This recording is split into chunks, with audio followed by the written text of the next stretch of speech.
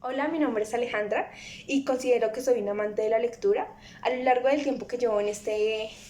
hábito, he empezado a conocer que existe un gran número de personas que comparten este amor y gusto que tengo yo por los libros.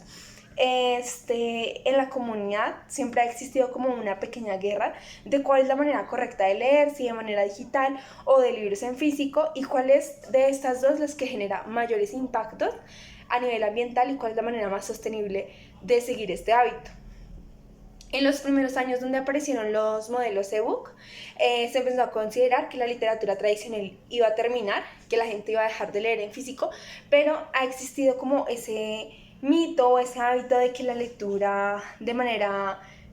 digital no tiene como el mismo sentimiento que cuando se coge un libro de manera física. Entonces voy a hablar como un poquito de los dos mundos, de la manera en que se leen y cuáles son sus impactos, teniendo en cuenta que la literatura tradicional siempre está rodeada de lo que conlleva la tala de árboles, pero se tiene que considerar que la manera en la que se produce la literatura digital también requiere la tala de árboles para la extracción de minerales. Voy a comenzar hablando un poco de la lectura de manera física y los impactos que puede tener sobre el ambiente. Entonces, primero voy a hablar como de la tala de árboles que genera, de que muchas veces las especies nativas no cumplen con la demanda de libros que se necesitan y la tala que se debe requerir para llegar a ese número de libros. Entonces lo que hacen las personas que tienen estos bosques es sembrar árboles de crecimiento más rápido y deshacerse de los árboles nativos, lo que genera como muchos impactos a nivel del ecosistema y puede generar problemas a nivel global. En cuanto al uso del agua, se aproxima que para una creación de 500 folios se necesita aproximadamente de 150.000 a 200.000 litros de agua para la creación de estos. Y a nivel de distribución, la huella de carbono que genera un libro tradicional es de aproximadamente 1,2 kilogramos de CO2. En cuanto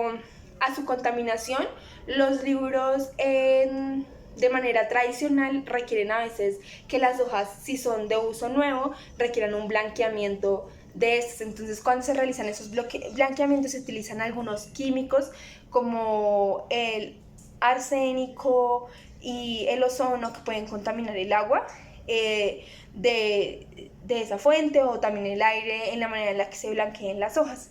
Por eso, digamos que en contraparte de lo que se conoce de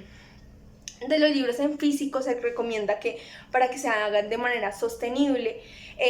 las editoriales tomen una nueva medida en la que utilicen hojas reciclables, porque aparte de que estas no necesitan una tala de árboles, requieren un menor uso de agua y no contaminan de la misma manera porque estas hojas no requieren de un blanqueamiento. Entonces también se recomienda que los lectores tengan como una economía circular donde como que al entregar libros que o ya no necesitan o ya leyeron, pues se torne este entorno.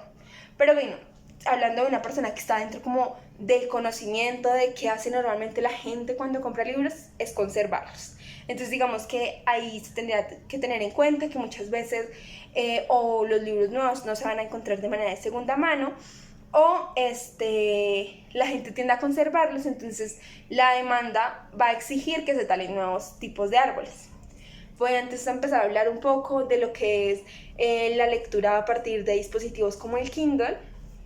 donde también se requiere una tala de árboles. Y ese es el error que cometen cada una de las personas en pensar que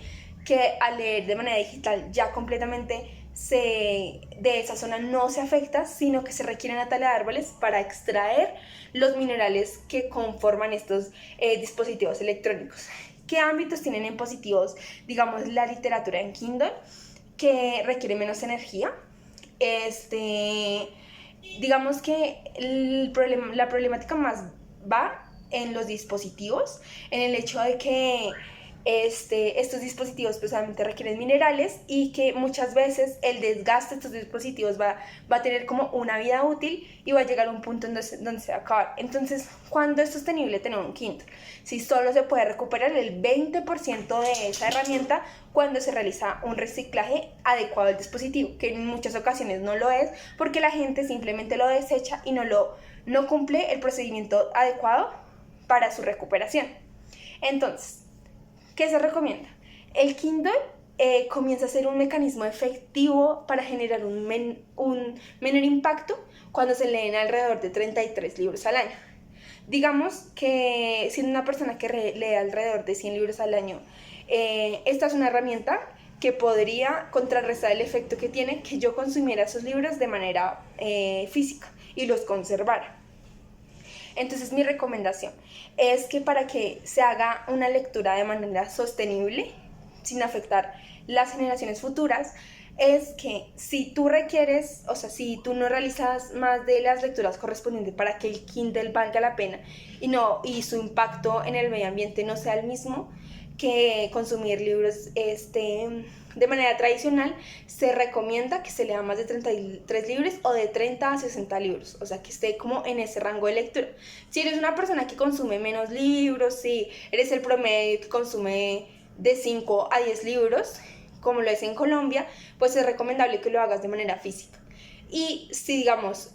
solo requieres esos libros para un ente educativo o para un momento en específico, pero sabes que no vas a volver a llegar a consumir estas lecturas en el futuro, pues es mejor que los dones o los vendas para que sean retomados de manera de segunda mano.